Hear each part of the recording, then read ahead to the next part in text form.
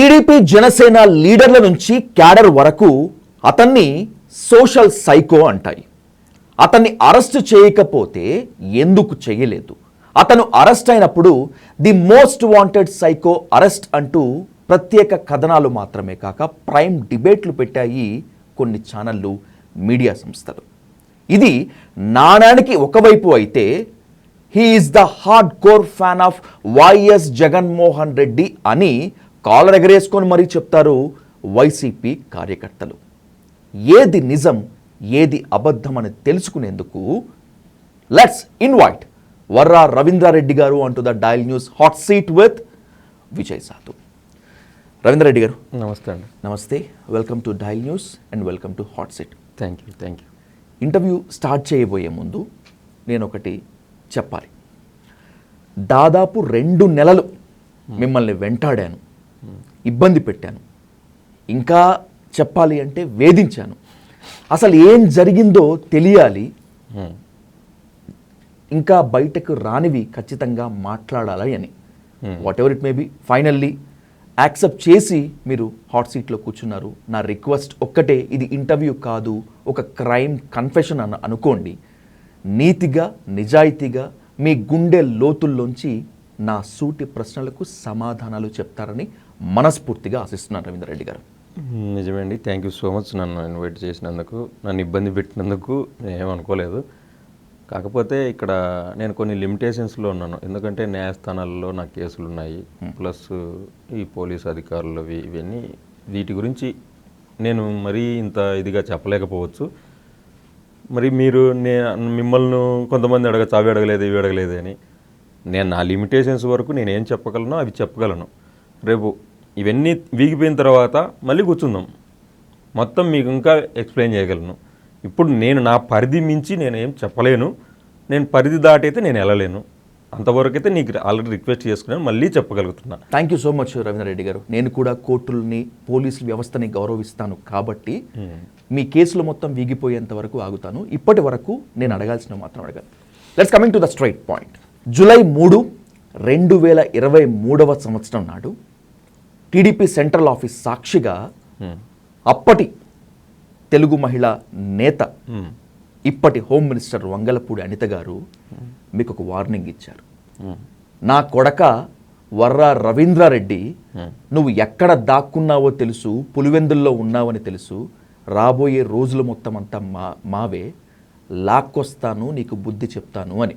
అరే రవీంద్రారెడ్డి, నువ్వు చేసిన ప్రతి షేర్కి కూడా నా కొడక ఆలోచించుకో, దానికి సంబంధించిన క్లియర్ కట్గా పర్యవేశానం ఎలా ఉంటుందో నీకు ఇన్ ఫ్యూచర్లో తెలుస్తుంది. దెబ్బ అదుర్స్ కదూ. చెప్పగలను.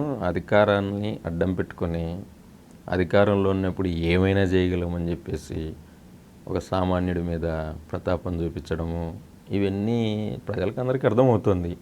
ఇప్పుడు మీరు ఒక తెలుగు మహిళా అధ్యక్షురాలు, నేను ఆ రోజు అదే చెప్తున్నాను, ఈరోజు అదే చెప్తున్నాను. మీరు ఒక పార్టీ మహిళా ఎమ్మెల్యేగా పనిచేసినారు ఒక పార్టీకి, తర్వాత మహిళా అధ్యక్షురాలుగా ఉన్నారు.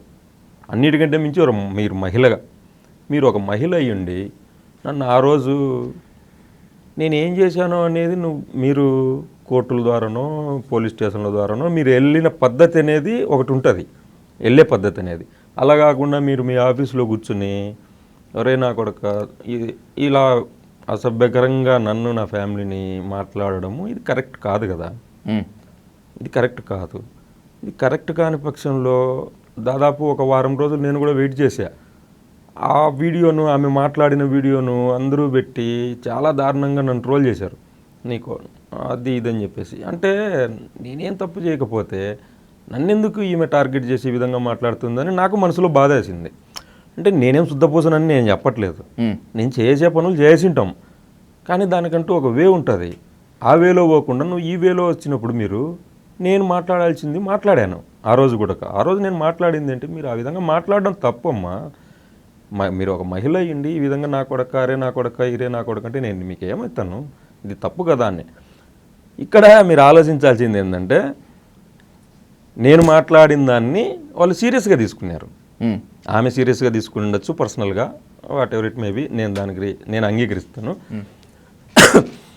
ఇదే మాటను ఏ గోదావరి జిల్లాలో ఉండే ఒక వ్యక్తి ఆ విధంగా మాట్లాడింటే అరే భలే మాట్లాడారా మా రాజనాల, భలే మాట్లాడారా మా రేలంగి మావయ్య అని చెప్పేసి ఎటకారంగా తీసుకునేవాళ్ళు.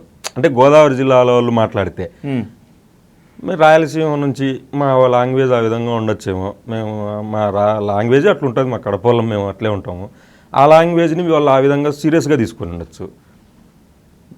గోదావరి జిల్లాలో వాళ్ళు మాట్లాడితేనేమో అది పాయసం మాదిరి స్వీట్గా ఉంటుంది, మా రాయలసీమ వాళ్ళు మాట్లాడితే దాన్ని పాయిజన్ లాగా చూస్తారు. మా ధర్మం, మా కర్మ, మా దరిద్రం, ఏం చేయాలి మేము? ఓ మహిళగా మీరు మాట్లాడినటువంటి ఆ మాటల్ని, మీ కామెంట్స్ని తీసుకొని గాయపడి ఏదో ఆవేశంలో అనుండొచ్చేమో, కానీ ఆమెను ఆ స్థాయిలో ఇబ్బంది పెట్టిన మాట వాస్తవం కదా రవీంద్ర రెడ్డి గారు? నేను ఈ రోజు చెప్తున్నాను, ఆమె గురించి ఎక్కడా కూడా నేను పర్సనల్గా మాట్లాడిందే లేదు. ఆమె నన్ను మాట్లాడిన తర్వాత ఆమె నన్ను పర్సనల్గా తీసుకొని పర్సనల్ టార్గెట్ చేసి నేను ఏం చేశాను అనేది ఆమె దగ్గర ఏ రిపోర్ట్ ఉందో నాకు తెలియదు, ఆమెకు ఎవరు ఏం పితురులు చెప్పారో నాకు తెలియదు.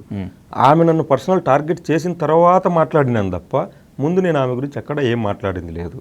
ఓని నేను ముందు ఆమె గురించి ఏదన్నా మాట్లాడింటే ఆమె వెళ్ళి పోలీస్ స్టేషన్కి వెళ్ళి కంప్లైంట్ ఇవ్వచ్చు, ఇంకోటి వే ఉంది దానికి, ఆ విధంగా చేయొచ్చు. పోనీ ఆమె చేయాలనుకుంది, చేసిందబ్బా, అధికారాన్ని అడ్డం పెట్టుకొని అధికారంలో ఉన్నారు కాబట్టి ఏమైనా చేయవచ్చు. మా దౌర్భాగ్యం ఏమంటే మేము మాట్లాడింది మాత్రమే కనపడుతుంది జనాలకు, వాళ్ళు మాట్లాడింది, వాళ్ళు చేసింది, వాళ్ళ కార్యకర్తలు చేసింది ఇవన్నీ బయటికి రావట్లే. దాన్ని బయటికి ఎక్స్పోజ్ చేసే ఉద్దేశం కూడా మాకు లేకపోయా ఆ రోజు.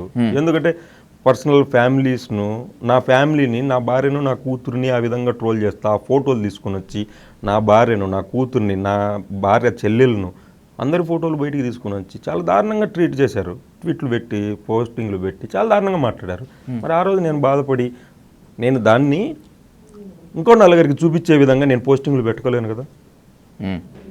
నా భార్యను, నా కూతుర్ని ఈ విధంగా ట్రోల్ చేస్తున్నారు, ఇంత నీచంగా మాట్లాడుతున్నారని చెప్పేసి నేను నా వాళ్ళలో పెట్టి ఈ విధంగా చేస్తున్నారని నేను చెప్పుకోలేని పరిస్థితి నాది. ఎందుకంటే నా భార్యను 10 మందికి నేను ఈ విధంగా చేస్తున్నానని చెప్పుకోలేను కదా. ఏ బుద్ధినోడు చెప్పుకోలేడు ఆ విషయం. ఎందుకు చెప్పుకుంటారు? చెప్పుకోలేరు, మనసులో బాధపడాల్సిందే. నేనే కాదు, మీరైనా అదే పరిస్థితి. ఎగ్జాక్ట్లీ. మీ పోస్టుల గురించి, మీ రాతల గురించి ఇన్ డీటెయిల్గా ఖచ్చితంగా డిస్కస్ చేయాల్సిందే ఈ ఇంటర్వ్యూ. ఎన్నో నిజాలు బ్లాస్ట్ చేయాల్సిన రవీంద్ర గారు. దానికన్నా ముందు మీ పులివెందులకు సంబంధించినటువంటి టీడీపీ నేత బీటెక్ రవి ఓ ఛానల్ ప్రైమ్ టైం డిబేట్లో కూర్చొని మీ ఫ్యామిలీకి ఒక వార్నింగ్ ఇచ్చిన పరిస్థితి, and by the same way మీ వైఫ్కి ఓ విజ్ఞప్తి చేసినటువంటి పరిస్థితి. అమ్మా, రేపో ఎల్లుండో వైసీపీ నేతలే, ఇంకా చెప్పాలంటే జగన్మోహన్ రెడ్డి ఫ్యామిలీయే మీ భర్తని చంపేస్తారు, ఎక్కడున్నా కూడా యాజ్ ఎర్లీ యాజ్ పాసిబుల్ వచ్చి లొంగిపోమ్మని చెప్పండి అని చెప్పి. I'm asking you very straightly, Jaganmohan Reddy గారి ఫ్యామిలీ కానీ, వైసీపీలో కీలక నేతలు కానీ మిమ్మల్ని చంపాలని ప్రయత్నించారా? నన్ను ఎందుకు చంపుతారబ్బా వాళ్ళు? నేనేం చేశాను వాళ్ళకు? నిప్పులేందే పొగరాదు కదా. వాళ్ళు వైఎస్ జగన్మోహన్ రెడ్డి ఫ్యామిలీని ఆ విధంగా చేస్తారు, ఆ విధంగా చేస్తారు, ఆ విధంగా చేస్తారు అని చూపించే క్రమంలో ఇవన్నీ మాటలు మాట్లాడుతూ ఉండొచ్చు. జగన్మోహన్ రెడ్డి గారికి మాకు దగ్గర మా నాన్నగారు 40 ఏళ్ళ నుంచి, నేను పుట్టక ముందు నుంచి అనుకోండి, అప్పటి నుంచి కూడా వాళ్ళ ఫాలోవర్స్, వాళ్ళు లేని మేము లేము ఈ రోజుకి కూడా. జగన్మోహన్ రెడ్డి గారు కానీ, అవినాష్ రెడ్డి గారు కానీ ఈ రోజుకి కూడా అంత ఇంత మేము అన్నం తింటున్నామంటే వాళ్ళు మాకు చేసిన సాయము. మేము ఈరోజు ఒక స్థాయిలో ఉన్నామంటే వాళ్ళు చేసిన సాయం మాకు. మమ్మల్ని చంపి వాళ్ళు సాధించేది ఏంటి? మమ్మల్ని ఎందుకు చంపుతారు వాళ్ళు? అసలు మేము ఒక హార్డ్ కోర్ ఫ్యాన్స్, వాళ్ళ ఫ్యామిలీ మెంబర్స్. మేము మమ్మల్ని చంపుకోవాల్సిన అవసరం వాళ్ళకి ఏంటి? లాభం వస్తుంది అంటే, ఒక వ్యక్తి వల్ల కానీ, ఒక కుటుంబం వల్ల కానీ నష్టం జరుగుతుంది అంటే చంపేందుకు ఏ మాత్రం కూడా వైఎస్ జగన్మోహన్ రెడ్డి ఫ్యామిలీ వెనకాడదు అనేటువంటిది బీటెక్ రవి స్ట్రైట్ ఆరోపణ. ఇంకా చెప్పాలంటే అదే ఒక ఇంటర్వ్యూలో జగన్మోహన్ రెడ్డి అనుకుంటే అరగంటలో నేను కానీ నా ఫ్యామిలీ కానీ మిగలదు అని చెప్పాడు. చేయలేదు కదా. మీ వల్ల నష్టం వస్తుంది అని చెప్పి అనుకుంటే చేస్తారేమో. జగన్మోహన్ రెడ్డి గారికి ఇదే ఆయన మీరు చెప్పిన పేరు ఆయన నష్టం చేశాడు కదా. మన జెడ్పీటీ సెలక్షన్లో నష్టం చేశాడు. అంతకుముందు చాలా మాటలు మాట్లాడాడు. మరి ఇతని వల్ల నష్టం జరుగుతుంది మనకు పులివెందుల్లో అని చెప్పేసి ఆయన అరగంట కూడా ఆలోచించలేదు కదా ఈయన గురించి. ఆయనకు ఆ నేచర్ కాదు. రాజకీయంగానే మాట్లాడతారు, రాజకీయంగానే ఏదైనా చేయగలరేమో, కానీ ఈ విధంగా క్రూరత్వమైన మనస్తత్వం వాళ్ళకు ఉండబట్టి వాళ్ళు ఈ విధంగా నా గురించి చెప్పి నన్ను ఏదో చేసి, నన్ను చేయాలనుకునేది వాళ్ళు. వాస్తవంగా నన్ను చేయాలనుకునేది వాళ్ళు. ఎవరు? అధికారులను అడ్డం పెట్టుకొని చేయాలనుకునేది టీడీపీ వాళ్ళు. టీడీపీ వాళ్ళు నన్ను అధికారాన్ని అడ్డం పెట్టుకొని చంపేసి గుర్తు తెలియని వ్యక్తులు చంపేశారు వీడిని అని చెప్పి చూపియాలని చెప్పేసి ఒక పక్కా పథకం ప్రకారం నన్ను తీసుకెళ్లారు. ఒకవేళ నిజంగా టీడీపీ వాళ్ళు మీ హత్యకు ప్లానే వేస్తుంటే, మిమ్మల్నే చంపాలని అనుకుంటే 150 రోజుల జైలు జీవితం తర్వాత 26 కేసుల తర్వాత మీరు ఇక్కడ కూర్చొని నాకు ఇంటర్వ్యూ ఇవ్వగలరా? దానిదేముంది, వాళ్ళు చేయాలనుకుంటే ఎప్పుడేం చేస్తారు, తప్పేముంది. వాళ్ళు చేయాలనుకుంటే చేస్తారు. నాకు జరిగిన సంఘటన మాత్రం చెప్పగలుగుతున్నాను. నేను ఎందుకు చెప్పగలుగుతున్నానంటే 5వ తారీఖు నవంబర్ 5, 2024 ఒక ఆయన ఫోన్ చేశాడు, ఒక అధికారి. ఓకే. ఫోన్ చేసి ఈ విధంగా మీ మీద సోషల్ మీడియాలో ఒక కంప్లైంట్ ఉంది, 41 నోటీస్ ఇస్తాను తీసుకెళ్ళు అని చెప్పాడు. సరే మీరు వస్తారా, నేను రమ్మంటారా సార్ అని అడిగా. అడిగితే రండి అన్నాడు. మీరే రండి అన్నాడు. నేను మళ్ళీ ఎక్కడ ఎస్కేప్ అవుతానో నేను రాను అనుకుని ఆయనే వచ్చాడు. ఓకే. ఆయనే వచ్చి నన్ను వాళ్ళ బండిలోనే తీసుకెళ్ళాడు. స్టేషన్ తీసుకెళ్ళాడు. కడపకు తీసుకెళ్ళాడు. 41 నోటీసు ఇవ్వాలనుకునే స్టేషను మా స్టేషన్లో ఇవ్వచ్చు, లేదా రూరల్ పులివెందుల్లో ఇవ్వచ్చు. ఇక్కడెక్కడ కాకుండా కడపకు తీసుకెళ్లారు. కడపకు తీసుకెళ్ళిన తర్వాత 5 గంటలకు నేను స్టేషన్కి వెళ్తే 7 గంటలకల్లా పంపిస్తాము అని చెప్పారు. సరే 7 అయింది, 8 అయింది, 9 అయింది, మిడ్ నైట్ 1 గంట అయింది. పంపలేదు. పంపకపోతే నేను గొడవ వేసుకున్నాను. ఓకే. ఎందుకు మీరు పంపట్లేదు, 41 నోటీస్ అన్నారు, నేను వచ్చాను, ఎందుకు పంపట్లేదని నేను గట్టిగా అడిగితే అది ఇదని చెప్పేసి ఏదో కారణాలు చెప్పేసి స్టేట్మెంట్ రాసుకుంటున్నాం, పంపిస్తున్నాం అని చెప్పారు. 41 నోటీసు ఇచ్చారు. 41 నోటీసు మిడ్ నైట్ 1 గంటకి ఇచ్చారు. నేను బయటకు వచ్చా. నాతో పాటు మా లాయర్ ఉన్నాడు, ఇంకో 2 నా మనుషులు ఉన్నారు, మొత్తం 5 మంది బయటకు వచ్చాం. ఇది మీ వర్షన్. నేను చెప్తున్నాను. 5 మంది బయటకు వచ్చాం. బయటకు వస్తే ఎదురుగా చూస్తే మాస్కులు వేసుకొని ఒక 6-7 మంది మనుషులు నిలబడుకొని ఉన్నారు. ఒక 100 మీటర్ల దూరంలోనే మేము నడుచుకుంటూ వెళ్తున్నాం. వాళ్ళు ఎదురు కనపడుతున్నారు. ఓకే. కనపడుతున్నప్పుడు అంతమంది మనుషులు ఉన్నప్పుడు నేను ఎదురుగా వాళ్ళ దగ్గరికి వెళ్ళలేను కదా. వెళ్ళారు. నేను వెనక్కి వచ్చా, వీళ్ళు మాత్రం వెళ్ళారు మా వాళ్ళు. మేము చూస్తామని చెప్పి నేను ఇటు వచ్చి ఇంక అక్కడ నాకు ఏదో జరిగిపోతుంది అనేది నాకు ఒక ఐడియా వస్తుంది కదా, ఎవరికైనా మనిషి ఎవరికి ఐడియా వచ్చినప్పుడు నేను ఏం చేయాలి, నేను అక్కడ నుంచి తప్పించుకోవాల్సిందే కదా, నేను వెళ్ళిపోవాల్సిందే కదా. ఇక్కడ పోలీసులు నాకు 41 నోటీస్ ఇచ్చారు, వెళ్ళిపోమన్నారు స్టేషన్ నుంచి. వెళ్ళిపోమన్నప్పుడు నేను వెళ్ళిపోయేటప్పుడు నన్ను అక్కడ ఏదో చేయాలనుకుని అక్కడ ఉన్నారు. అంటే వాళ్ళు ఎవరు ఏంటి అనేది నాకు కూడా తెలియదు. వాళ్ళు పోలీసులా లేదంటే ప్రైవేటు వ్యక్తులా ఏదో నాకు తెలియదు. తెలియకపోయేసరికి ఆ టైంలో మిడ్ నైట్ నావే నేను చూసుకొని నేను వెళ్ళిపోయిన తర్వాత పొద్దున్నే ఈ మీడియాలో ఒక బ్రేకింగ్ న్యూస్లు ఏవేవో అంత నీచాతినీచంగా అంతగా ప్రవర్తిస్తాయని నేను అనుకోలేదు అసలు. నేను మాట్లాడతాను. ఇది మీ వర్షన్ ఇప్పటి వరకు. ఆ రోజు 41 సిఆర్పిసి నోటీస్ ఇచ్చి మిమ్మల్ని పోలీస్ స్టేషన్ వెనక నుంచి పంపించినటువంటి దానికి కారణం భారతి గారు కాదా? వైఎస్ భారతి గారు కాల్ చేస్తేనే మీకు 41 సిఆర్పిసి నోటీస్ ఇచ్చి మిమ్మల్ని వదిలేసిన మాట వాస్తవం కాదా? ఇంతటి దారుణమైన ఆరోపణ, ఇంతటి దారుణమైన రాతలు నా జీవితంలో ఎక్కడ చూడలేదు. నా విషయంలో మాత్రము అసలు భారతి మేడం గారికి నాకు ఏంటి అసలు, ఆమె నన్ను ఈరోజు కూడా నన్ను వీడనే అసలు నన్ను కనుక్కోలేదు. ఆమె ఎవరు ఇతను అని అడుగుతుంది పక్కన. కానీ వర్రా రవీంద్రారెడ్డి అనే మీ పేరు చెప్పిన, మీ పేరు ఏ మీడియాలో కనిపించినా కూడా వైఎస్ భారతిరెడ్డి పర్సనల్ అసిస్టెంట్ అని ఉంటుంది. మీరు భారతిరెడ్డి గారికి పర్సనల్ అసిస్టెంట్ అంటే పిఏ అవునా కాదా? ఇప్పుడు విజయ్ గారు మీరు ఎక్కడో ఒక చోట నిలబడుకొని ఉంటారండి, ఏదో ఒక పెళ్ళి ఏదో సందర్భంలో మీరు ఫర్ సపోజ్ కేటీఆర్ గారి దగ్గరకో లేదంటే రేవంత్ రెడ్డి గారి దగ్గరకో ఏదో పెళ్లి సందర్భంలో వెళ్ళింటారు. ఒక నాయకుడిని చూడంగానే ఎగ్జైట్మెంట్ ఉంటుంది ఎవరికైనా కూడా, ఎవరినైనా ఒక ఫోటో దిగాలి అనే ఒక మంచి థాట్ కదా, వెళ్తాం కదా. ఆ టైంలో నిలబడుకొని ఉన్నాము, ఆ ఫోటో తీసుకున్నాము. ఆ ఫోటో బయటకు వచ్చిన తర్వాత ఒక ప్రీ ప్లాన్డ్గా ఐటీడీపీ వాళ్ళు నన్ను చేయాలనుకున్నారు. ఎందుకంటే అప్పటికే నేను బాగా యాక్టివ్గా ఉంటున్నాను పార్టీ విషయాలలో. నన్ను ఏ విధంగా ఇబ్బంది పెట్టాలని ఒక ప్రీ ప్లాన్డ్ పథకం ప్రకారం చేశారు. ఆ ఫోటోని చూపించి అందరికీ భారతిరెడ్డి పిఏ అని వాళ్ళు ఎస్టాబ్లిష్ చేశారు. నేను చాలాసార్లు చెప్పా, నేను కాదు, నాకు సంబంధం లేదు అని. ఆయన ఎవడు పట్టించుకునే ఉద్దేశాలు వాళ్ళకు లేవు. అదే చూపించారు. ఒక పెళ్ళిలో, అది కూడా నా సొంత తమ్ముడి పెళ్ళికి మా ఫ్యామిలీ మెంబర్స్గా వాళ్ళు ఉంటారు కాబట్టి మా ఫ్యామిలీలో మ్యారేజ్లు జరిగితే నా మ్యారేజ్కి వచ్చారు, మా తమ్ముడి మ్యారేజ్కి వచ్చారు, మా అన్న మ్యారేజ్కి వచ్చారు, ఎవరో ఒకరు వాళ్ళ కుటుంబ సభ్యులు వచ్చేవాళ్ళు. ఎందుకంటే మాకు అంత ఇంపార్టెన్స్ ఇస్తారు కాబట్టి మా ఫ్యామిలీకి వాళ్ళు వచ్చారు. ఆ రోజు జగన్మోహన్ రెడ్డి గారు సీఎంగా ఉన్నారు. మేడం వస్తుంది అని చెప్పాడు. మేడం వచ్చింది. మేడంను స్వాగతం పలికి తీసుకెళ్లే టైంలో మేడం వెనకాల నేను నిలబడుకొని ఉన్నా. ఆ ఫోటో ఒకటి తీశారు. ఇప్పుడు ఆ ఫోటోలు బయట పెట్టుకుంటా ఉంటాం, మామూలే కదా, ఎవరికైనా ఒక ఎగ్జైట్మెంట్. సీఎం గారి భార్యతో మేము ఫోటో దిగామని చెప్పేసి ఒక కాన్సెప్ట్లో ఉంటాం. ఆ ఫోటో బయటకు వచ్చింది. వీడు వరా రవీంద్ర రెడ్డి, వాడు ఇది అని చెప్పేసి ఈ విధంగా రాతలు రాపిచ్చి దాన్నే ఆ ఫోటోను పెట్టి భారతమ్మ గారికి అంటగట్టి భారతమ్మతో ఏం చెప్తే అది చేస్తాడు. ఇది చాలా నీచం. అసలు ఇది చాలా దారుణం అండి. అసలు ఇది ఆరోపణ మాత్రం కానే కాదు. వైఎస్ జగన్మోహన్ రెడ్డిని ఏమన్నా కూడా మీరు ఒప్పుకోరు, ఇంకా చెప్పాలంటే భరించరు. భారతిరెడ్డి గారిని జోలికి వస్తే ఏం చేయటానికైనా కూడా వెనకాడరు. టోటల్గా ఒక ముక్కలో చెప్పుకోవాలనుకుంటే వైఎస్ ఫ్యామిలీ జోలికి వస్తే వర్రా రవీందర్ రెడ్డి సహించడు, ఎంతకైనా తెగిస్తాడు. నిజమా కాదా? ఒకవేళ గనక నిజమే అయితే ఇది పిచ్ అనుకుందామా, అభిమానం అనుకుందామా, సైకోయిజం అని అనుకోవాలా?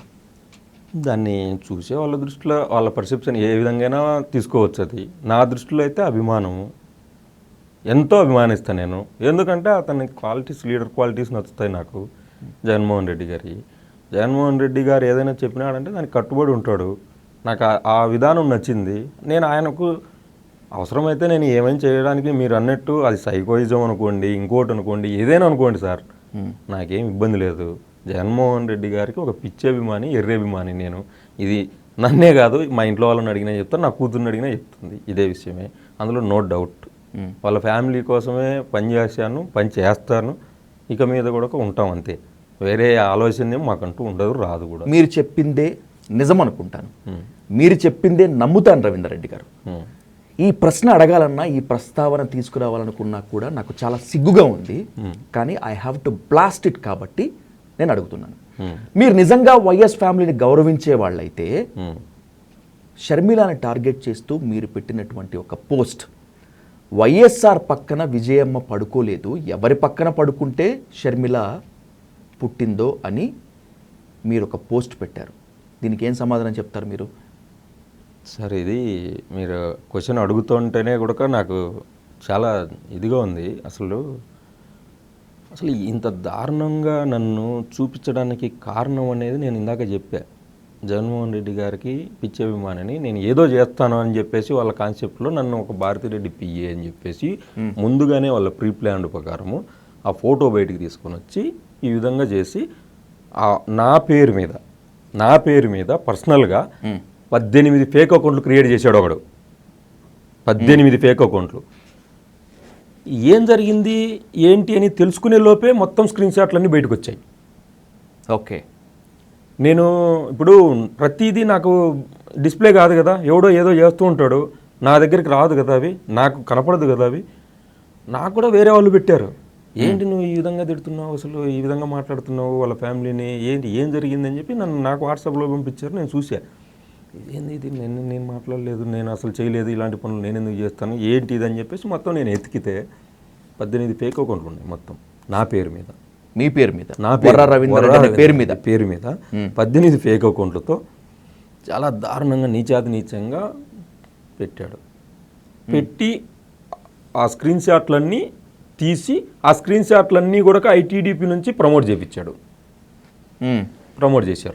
ప్రమోట్ చేసి ఆ స్క్రీన్ షాట్లనే ప్రామాణికంగా తీసుకొని వర్రా రవీంద్రారెడ్డి అనేవాడు వైఎస్ షర్మిల గారిని, వైఎస్ సునీత గారిని, వైఎస్ విజయమ్మ గారిని తిట్టాడు అనే పర్సెప్షన్లోకి వెళ్ళిపోయారు జనాలు.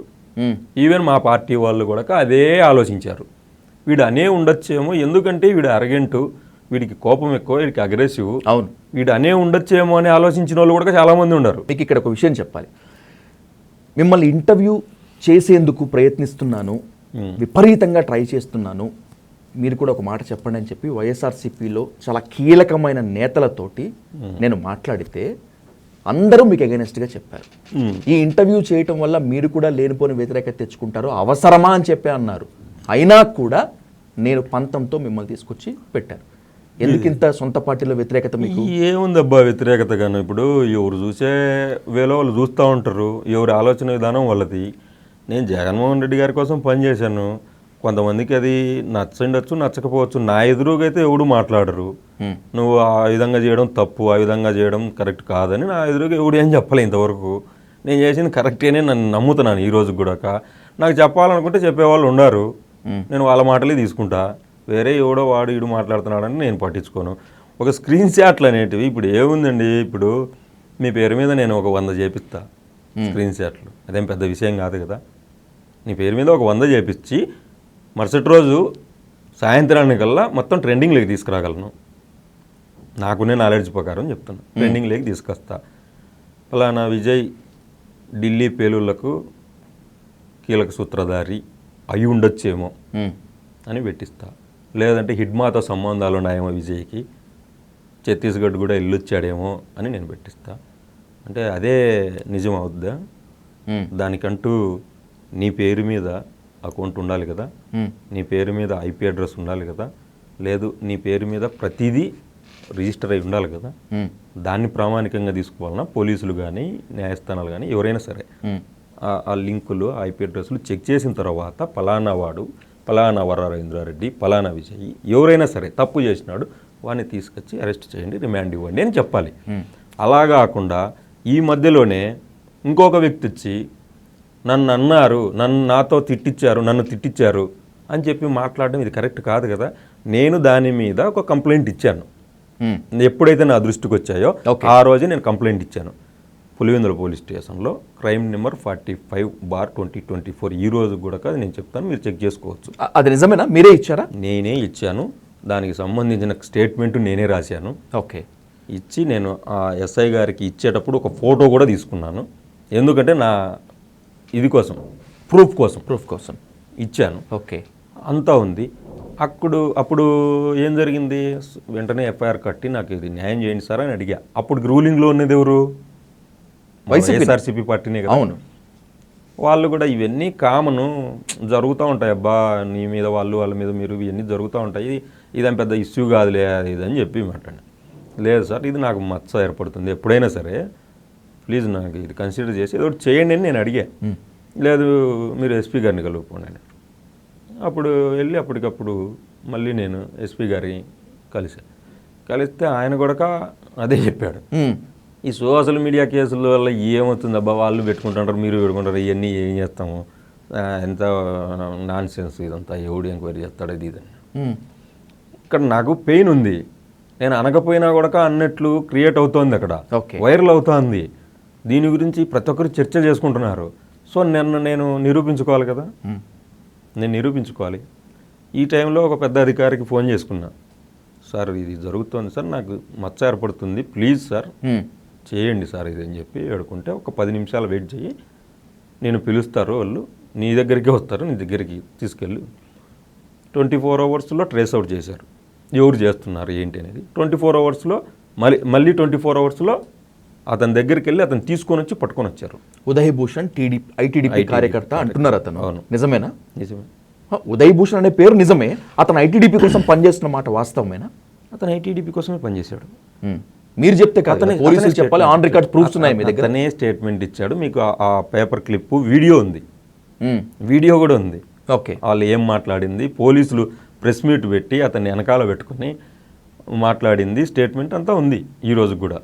దాని మీద ఇప్పటికీ దాని ఏం ఛార్జ్ షీట్ వేయలేదు. దాన్ని ఆ కేసును ఆ రోజు కూడా నేను చెప్తున్నానంటే, ఇంత నేరము ఇంత ఘోరంగా వాడు మాట్లాడిన తర్వాత అతనికి రిమాండ్ కూడా ఇవ్వలే, 41 నోటీస్ ఇచ్చారు.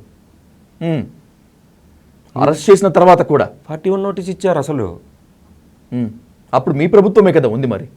అదే జరిగింది. సోషల్ మీడియాలో TDP వాళ్ళు, ఏ జనసేన వాళ్ళు కావచ్చు, ఎవరిని ఏం మాట్లాడినా సరే వాళ్ళ మీద కేసులు ఏం కాలేదు, ఎవరిని రిమాండ్కి ఇవ్వలేదు. 41 నోటీస్ ఇచ్చారు. ఇంటికి వెళ్తారు, వాళ్ళని మళ్ళీ స్టేషన్ కూడా తీసుకురారు. వీళ్ళే పోలీస్ అధికారులే పోయి వాళ్ళ ఇంటి దగ్గరికి వెళ్ళి 41 నోటీస్ ఇచ్చి వచ్చేవాళ్ళు. మీరు ఇలా చేశారు, దీని మీద కేసు అయ్యింది, మీరు 41 నోటీస్ ఇచ్చాం, విచారణకు రాండి అంటున్నారు. మా టైంలో అదే జరిగింది. కానీ ఈ టైంలో ఏం జరిగింది అనేది మీకు అందరికీ తెలిసిన విషయమే. ఈ పినపాల ఉదయభూషణ్ అనే వ్యక్తి 18 ఫేక్ అకౌంట్లు, మీకు ఆ వీడియో కూడా ఇస్తా, తప్పకుండా ఇవ్వండి. ఏం మాట్లాడాడు, తర్వాత ప్రెస్ మీట్లో పోలీసులు ఏం చెప్పారు. ఇప్పుడు నేను తప్పు చేశాను అనుకోండి, అది విచారణలో తేలుతుంది కదా. పోనీ నేను షర్మిలమ్మ గారిని అంత ఇదిగా మాట్లాడితే జగన్మోహన్ రెడ్డి గారు నన్ను క్షమిస్తారా? జగన్మోహన్ రెడ్డి అనే వ్యక్తి అంత పెద్ద ఆయన నన్ను దగ్గరికి కూడా రానివాడు కదా. ఇక్కడ ఆ చెల్లెల్నే ఇక్కడ అత్యంత కీలకమైన విషయం ఏంటంటే రవీంద్రరెడ్డి గారు, సాక్షాత్తు జగన్మోహన్ రెడ్డి షర్మిలాని టార్గెట్ చేస్తూ మీతో ఆ పోస్ట్ పెట్టించారని. ఇప్పుడు టీడీపీలో చాలామంది సోషల్ మీడియా కోసం పనిచేస్తారు సార్. పనిచేసే క్రమంలో ఏదో మాట్లాడతారు వాళ్ళు. జగన్మోహన్ రెడ్డి గారిని సైకో అంటారు, బోసిడీకి అంటారు, ఇంకోటి అనొచ్చు. ఇవన్నీ చంద్రబాబు చేయించినట్లే వద్దా? చంద్రబాబుకి అంటకడదామా? ఎవరో 2-3 మాట్లాడిన దానికి చంద్రబాబు నాయుడు గారు ఎందుకు చేస్తారు, లోకేష్కి ఎందుకు చెప్పమని చెప్తారు? ఎవరైనా అంతే కదా. అసలు జగన్మోహన్ రెడ్డి గారు ఈ సోషల్ మీడియాలో ఏం జరుగుతుంది అనేది ఎప్పుడు పట్టించుకునే వ్యక్తి కూడా కాదు. నాకు తెలిసి నా నాలెడ్జ్ ఎప్పుడు ఏం జరుగుతుందో కూడా తెలియదు ఆయనకు. ఏదో ఒక వింగ్ ఉంది, అది నడుపుతూ ఉంటారు, వాళ్ళు చేస్తూ ఉంటారు అనే ఒక పర్సెప్షన్ తప్ప ఆయన ఎప్పుడు దాన్ని చూసి ఏం జరుగుతుంది, ఎవరు ఏం ట్వీట్ పెట్టారు ఏంటి అనేది ఎప్పుడు కూడా ఆయన, నాకు తెలిసిన నాలెడ్జ్లో ఆయన ఎప్పుడు చూడలేదు, పట్టించుకోలేదు కూడా. ఆయన నాకు చెప్పడం ఏంది, నేను ఆమెను టార్గెట్ చేయడం ఏంది? బుద్ధినోడు ఎవడైనా సరే వాళ్ళ ఇళ్ళల్లో సొంత చెల్లెళ్ళ దగ్గర తొడలు కొట్టుకునే కార్యక్రమాలు ఉండొచ్చు, సొంత ఇంట్లో వాళ్ళను గొలుసులతో కట్టేసుకునే చరిత్రలు ఉండొచ్చేమో, కానీ మా వైఎస్ఆర్ ఫ్యామిలీలో ఆ విధమైన పనులు ఎక్కడ ఏమి జరగవు, చేయనిరు కూడా. అసలు ఆ విధమైన మీరు చేసిన ఆరోపణ, వాళ్ళు చేసిన ఆరోపణ అంత దారుణం అంటే అంత దారుణం. జగన్మోహన్ రెడ్డి గారు చెప్పేయడం ఏంది? ఓకే, జగన్మోహన్ రెడ్డి గారు మీతో చెప్పి చేయించలేదు, మీరు చెప్తున్న దాని ప్రకారమే ఉదయభూషణ్ అనే వ్యక్తి మీ పేరు మీద ఫేక్ అకౌంట్ క్రియేట్ చేసి షర్మిల గారిని టార్గెట్ చేశారు, పోలీసులు పేరు తీసుకొచ్చారు. వాస్తవమే అనుకుందాం. ఒకవేళ గనక ఇదే నిజమైతే మీ మీద వైఎస్ షర్మిల ఆరోపణ చేశారు, మండిపడ్డారు. వైఎస్ సునీత అయితే ఏకంగా హైదరాబాద్ సైబర్ క్రైమ్ లో కంప్లైంట్ ఇచ్చారు. ఇప్పుడు వాళ్ళ పిచ్చోళ్ళ విచారణ చేయమనండి. ఇప్పుడు వాళ్ళకు అన్ని ప్రభుత్వాలు పలుకుతున్నాయి కదా, కూటమి ప్రభుత్వంలో ఉండే వాళ్ళతో మాట్లాడుతున్నారు కదా, వెళ్ళి కలుస్తున్నారు కదా, అన్నీ చేస్తున్నారు కదా. ఇప్పుడు నేను ఏదైతే కంప్లైంట్ ఇచ్చానో పులివెందుల పోలీస్ స్టేషన్లో 45 క్రైమ్ నెంబరు, నేను ఇచ్చిన స్టేట్మెంటు, నేను ఇచ్చిన ప్రొఫైల్ లింకులు అన్నీ బయటికి తీయండి. వీటి మీద ఇప్పుడు మళ్ళీ విచారణ చేయండి, అవే లింకుల మీద మొత్తం పారదర్శకంగా విచారణ చేయించండి. ఎవడు అనేది బయటకు వస్తుంది కదా, అప్పుడు వీళ్ళందరూ నాకు క్షమాపణ చెప్తారా? లేదు కదా. ఎవడు అనామకుడు, వాడు పోయాడు, వాడు సామాన్యుడు, వాడి మీద 4 నిందలు వేసినా వాడు పోతాడు, వాడే నాశనం అయిపోతాడు, వాడి గురించి మనం ఏంది ఆలోచించేది అని చెప్పి కాన్సెప్ట్లో వాళ్ళు ఉన్నారు. మిమ్మల్ని మీరు అమాయకంగా ప్రూవ్ చేసుకునేందుకు చాలా ట్రై చేస్తున్నారు కానీ రవీంద్రరెడ్డి గారు, బట్ చేదు వాస్తవాలు చాలా ఉన్నాయి. DIG Koya Praveen press meet పెట్టి మీ పోస్టుల్ని ఉదాహరిస్తూ, మీ పోస్టుల్లో బూతుల గురించి చెప్తూ, ఇండియా కాబట్టి సరిపోయింది, ఇదే అరబ్ కంట్రీస్ అయితే మిమ్మల్ని రాళ్లతో కొట్టి చంపేవాడు అని చెప్పి ఓ పోలీస్ అధికారి చెప్పారు కదా. అదే నేనేమంటానంటే ఆయన పర్సెప్షన్ ఆయనది, నేను కాదనట్లేదు. ఆయన ఏ వేలో చూసాడు అనేది ఆయన ఇష్టం. అది అంటే ఒక ప్రభుత్వానికి తొత్తుగా పనిచేయాలనుకున్నప్పుడు అదే విధమైన మాటలు వస్తాయి. నేనేమి కసబ్బును కాదు, నేనేమి దావుదును ఇది కాదు, నన్ను రాళ్ళతో కొట్టి చంపడం ఏంది? ఇప్పుడు నేను చేసింది తప్పే అబ్బా, నేనేం శుద్ధపోసానని నేను చెప్పట్లేదు, చాలా తప్పులు నేను కూడా చేసింటా. కానీ మీరు చెప్పినట్లు షర్మిలమ్మ గారిని కానీ సునీతమ్మ గారిని కానీ నేను ఆ విధమైన పద్ధతిలో నేను చేయలేదు. దానికి సంబంధించిన ఎవిడెన్స్ మీకు చెప్తున్నాను, ఏం జరిగిందనేది మీకు చెప్పాను, క్రైమ్ నెంబర్ ఉంది, అన్నీ ఉన్నాయి, ఈ రోజు కూడా ఇన్వెస్టిగేషన్ మీరు చేయించుకోండి పర్సనల్గా అని చెప్పాను. తర్వాత వాళ్ళు ఏం చేయలేదు కదా, చేయించుకోవట్లేదు కదా, తర్వాత చేయించుకోమని చెప్పి నేను అడుగుతున్నా, చేయలేదు. అప్పుడు నిజాలు బయటకు వస్తాయి కదా. పోనీ ఆ రోజు నా కోసం ఏమైనా పనిచేసిన పోలీసు ఆఫీసర్లు ఈ రోజు కూడా ఉన్నారు కదా డ్యూటీల్లో.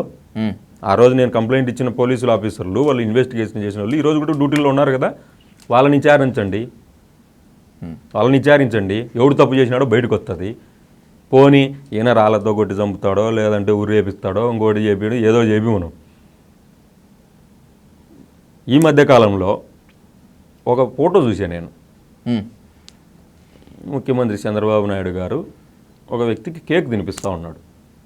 ఓకే, ఆ వ్యక్తి గురించి నేను చెప్తా. ఎవరా వ్యక్తి? అందరూ మీరు చూసిన కిరా కార్పి అనే ఒక వ్యక్తి ఉంటాడు. Okay okay.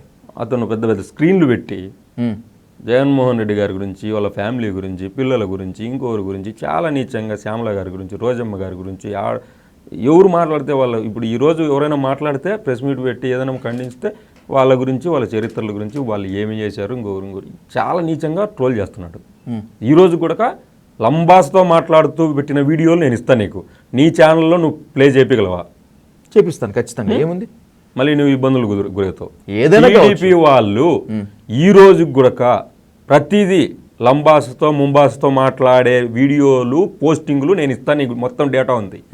ఇవన్నీ కూడా మొత్తం టీడీపీ వాళ్ళు ఈ విధంగా చేస్తున్నారు, మీరు ఈ పద్ధతి మార్చుకోండి అని చెప్పి మీరు ఏమైనా చెప్పగలరా?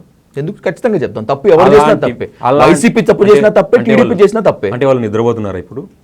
మీరు చెప్పేంత వరకు వాళ్ళు తెలుసుకోలేదా ఏం జరుగుతుంది అనేది? వాళ్ళకి అర్థం కావట్లేదా?